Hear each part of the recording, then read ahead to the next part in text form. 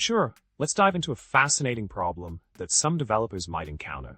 The problem revolves around the generation of .NET v7 guids. The issue arises when developers expect the generated guids to be sequential, but they find that this is not always the case.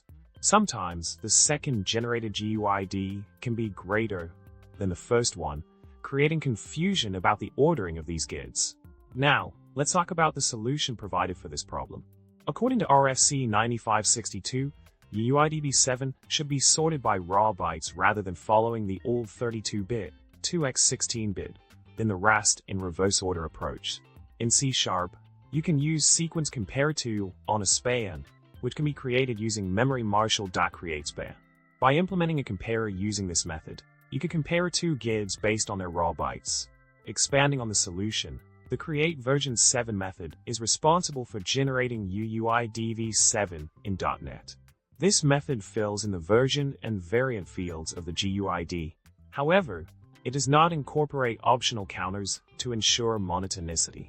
As a result, the generated guids are not guaranteed to be sequential.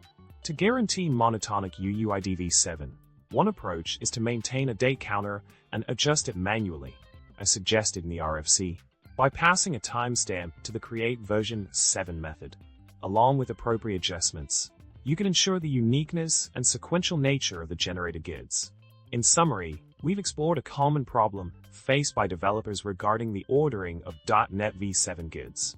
Through the provided solution, involving raw byte comparison and manual timestamp adjustments, developers can achieve sequential and monotonic GUID v7 generation. And that's a wrap for today's video. If you enjoyed this content, make sure to subscribe, like, and leave comment below. Remember, coding can sometimes be a puzzling adventure, but with the right tools and knowledge, you can navigate any challenge with ease. Until next time, happy coding!